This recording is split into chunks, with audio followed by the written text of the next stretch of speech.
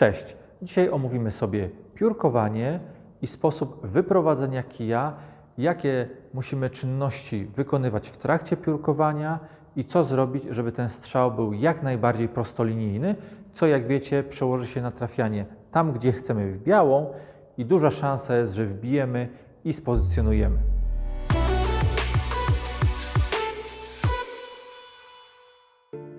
Jeżeli już jesteśmy w pozycji docelowej i przymierzyliśmy, wiemy co chcemy zrobić, zaczynamy proces piórkowania. Powinien on wyglądać w ten sposób, że po pierwsze piórkujemy bardzo płynnie i powoli, bez kurczowych szarpnięć. Musi być to płynne piórkowanie, zawsze taką samą ilość powtórzeń, to jest bardzo ważne. Jeżeli już przymierzymy i wiemy co chcemy zrobić, odciągamy kij do tyłu i wprowadzamy pierwszą pauzę. Ta pauza jest bardzo ważna, ponieważ jeżeli nie wykonamy tej pauzy, to kij zostanie za bardzo przyspieszony do przodu, nastąpi zerwanie i w tym momencie będziemy mieli bardzo utrudnione wyprowadzenie kija prostolinijne. Za chwilę sobie to omówimy dokładniej. I jeżeli ja wprowadziłem tą pierwszą pauzę, wyprowadzam kij dynamicznie do przodu, on po kontakcie z białą musi zostać wprowadzony troszeczkę za białą i naturalnie wyhamowany. Po strzale pozostajemy po strzale, również następuje jak gdyby ta druga pauza, te 2 sekundy. Teraz pokażę, jak to powinno w całości wyglądać. Piórkujemy. Pierwsza pauza, zagranie i zostanie po strzale, czyli druga pauza i wstajemy. Drugie alternatywne piórkowanie dopuszcza jeszcze jedną pauzę przy bili białej.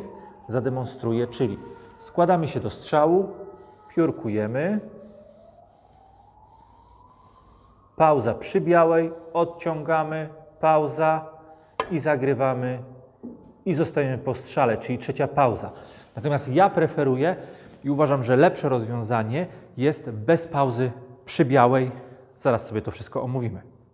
Teraz omówimy sobie ten proces w teorii. Pierwsza rzecz. Dlaczego należy piórkować spokojnie? Piórkowanie musi być spokojne, ponieważ my w tym momencie programujemy rękę. Jeżeli będziemy wykonywać nerwowe ruchy, takie przykurcze, ręka zapamiętuje, tak naprawdę mięśnie zapamiętują te ruchy i strzał, który z założenia jest bardziej dynamiczny, spowoduje, że ten strzał będzie bardziej zerwany, bardziej będzie ta ręka zaciśnięta. Dlatego piórkując spokojniej, uspokajamy w tej sytuacji stresogennej naszą motorykę do tego, żeby ten kij był jak najbardziej spokojnie wyprowadzony. Teraz po co są te 2 pauzy? Bardzo ważna jest pierwsza pauza, czyli jeżeli ja odciągam kij do tyłu, to muszę zrobić pauzę. Dlaczego? Zobaczcie, jeżeli ja kij odciągam do tyłu, to wprowadzam go w ruch do tyłu, powiedzmy o jakiejś tam sile. I jeżeli nagle włożę siłę o przeciwnym wektorze, nastąpi zderzenie sił. I fajnie by było w teorii, że ten kij będzie szedł do przodu, ale w praktyce spowoduje to, że część tej energii zostanie rozproszona na boki i kij będzie poruszał się do przodu, ale już ruchem troszeczkę wężowatym. To, co mieliśmy w odcinku pierwszym, gdzie wiemy, że ta technika to jest solidny fundament i musimy zrobić wszystko, żeby ten kij na tym jednym solidnym podporze naszej ręki nie chodził na boki, bo wtedy bardzo zdradziecki jest ten lewy albo prawy side, który powoduje, że bila skręca i nie trafiamy tam, gdzie chcemy. Teraz zademonstruję Wam 2 albo 3 strzały z pauzą i bez pauzy i zobaczycie różnicę. Zobaczcie, teraz zagram 3 strzały. Pierwsze 2 będą bez tej pierwszej pauzy, czyli nastąpi szybkie zerwanie, szybkie przyspieszenie tego kija włożę siłę o przeciwnym wektorze i zobaczcie na końcówkę kija, na tipa, jak ten kij będzie drżał po strzale. Czasem ten kij aż zeskakuje z mostka, a ostatni strzał wykonam z pauzą. Proszę bardzo, pierwszy strzał. Dodatkowo wprowadzę nerwowe piórkowanie. Drugi raz to samo. A teraz to samo, tylko z pauzą. Jak zauważyliście, usłyszeliście po dźwięku, strzały były o podobnej sile, natomiast efekt wyprowadzenia kija w ostatnim strzale wyglądał tak, jak kij by wszedł w masło. I na tym właśnie nam zależy. I teraz, po co jest potrzebna ta ostatnia pauza, czyli zostanie to 2-3 sekundowe po strzale? Jest to potrzebne po to, żeby nie podnosić się za wcześnie przed strzałem, ponieważ każdy zawodnik ma tendencję do tego, że chce zobaczyć, jaki efekt końcowy, czy wbił, czy spozycjonował i ma tendencję do podrywania się po strzale. I wszystko byłoby dobrze, gdybyśmy się podnosili idealnie w linii pionowej, bo wtedy, pamiętacie, jak mówiłem w poprzednich odcinkach, co najwyżej zgubilibyśmy pozycję, bo zagralibyśmy troszeczkę za dużo backspinu lub topspinu, natomiast byśmy wbili.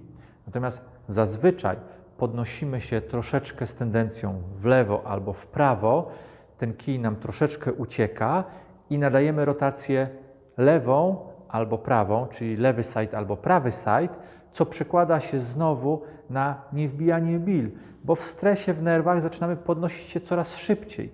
I bardzo często jest tak, że zawodnik na początku podnosi się ułamek sekundy po strzale, później w trakcie strzału, a na samym końcu mikron przed strzałem i daje niepożądany side.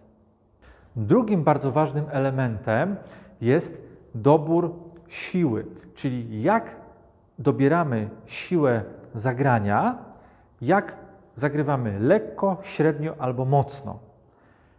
Tak naprawdę jedyne i najlepsze rozwiązanie z punktu widzenia fizyki mówi nam o tym, że powinniśmy piórkować. Jeżeli ja chcę zagrać lekki strzał, to robię lekkie piórkowanie, czyli krótkie odciągnięcia.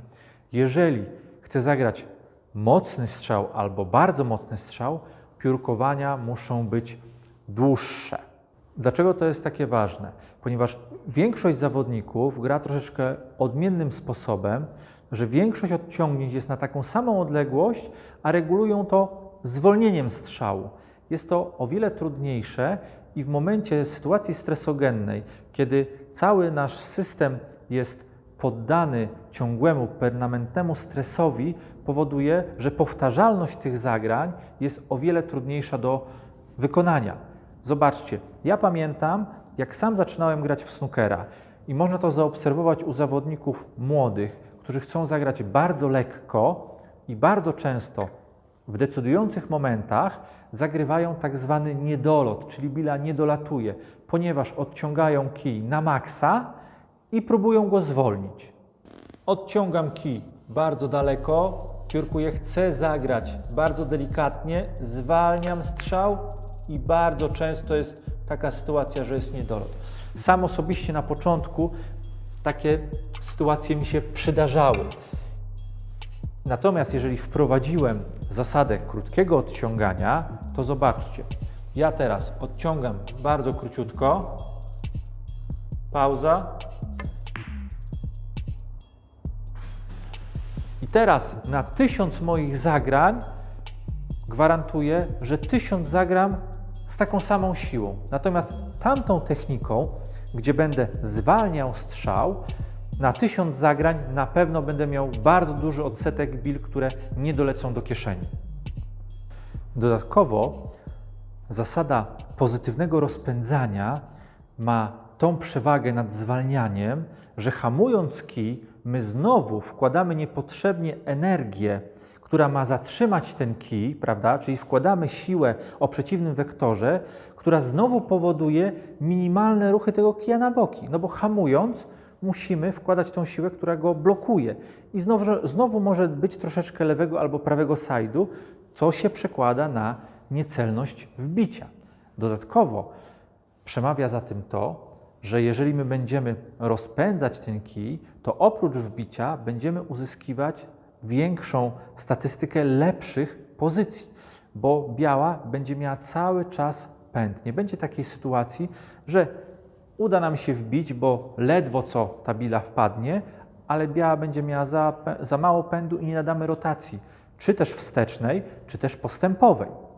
I bardzo to się przydaje w takim momencie, kiedy bardzo często zawodnicy chcą lekko przetoczyć bilę i robi się kick i bila wpada, ale biała zostaje w pozycji tam, gdzie stała bila zagrywana i tracimy całkowicie pozycję.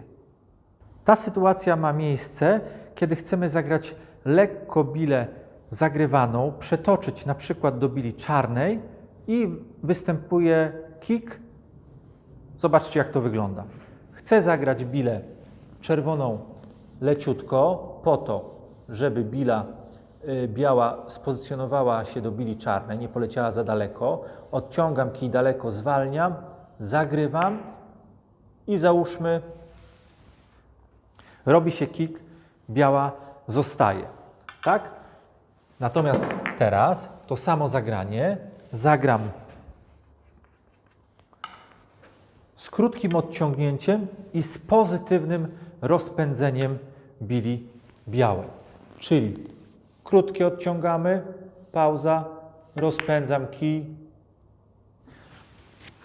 i zobaczcie, biała bez problemu przetoczyła się dalej. Nawet gdyby był kick, ona ma tą rotację, że troszeczkę zawsze poleci do przodu. To oczywiście nie daje 100% gwarancji, że po każdym kicku będziemy mieli pozycję, ale statystycznie znowu jest większa szansa. Dodatkowo, jeżeli zwalniamy strzał, tak jak mówiłem wcześniej, w nerwach, w stresie możemy zgubić pozycję, możemy nawet nie dotoczyć. Natomiast tu mamy prawie 100% pewność, że i uzyskamy pozycję, i wbijemy tą bilę. Te zasady, które Wam pokazałem, one naprawdę działają. I to nie jest mój wymysł, jak mówiłem wcześniej. Zobaczcie, w golfie jest bardzo podobna zasada. Jeżeli jestem już na greenie i chcę wbić piłeczkę do dołka, to jeżeli chcę zagrać krótkie zagranie, to mój swing jest bardzo krótki, tak? Zobaczcie. Natomiast jeżeli chcę zagrać mocne zagranie, to markuję o wiele mocniej i to pomaga. Tam nie grają na zwolnieniu. Dlatego czerpcie z innych dyscyplin sportu, bo to naprawdę pomaga. Na zakończenie tego odcinka szybka powtórka tego, co do tej pory. Stajemy w linii strzału, nogi na szerokość ramion. Dla pomocy możemy położyć sobie kij, żeby lepiej wyznaczyć oś naszej linii strzału. Składamy się w linii strzału tak, żeby nasza głowa znajdowała się jak najbardziej i jak najdłużej w linii strzału. I teraz piórkujemy równo, spokojnie. Jeżeli chcę zagrać długie odciągnięcia, markujemy długie odciągnięcia, pauza przed strzałem i zostajemy po strzale i podnosimy się. Moi drodzy, na dzisiaj to tyle. Jeżeli się podobało, subskrybujcie, dajcie lajka. Proszę Was, przekażcie innym ten materiał. Każdy może z niego coś wyciągnie i zapraszam na następne.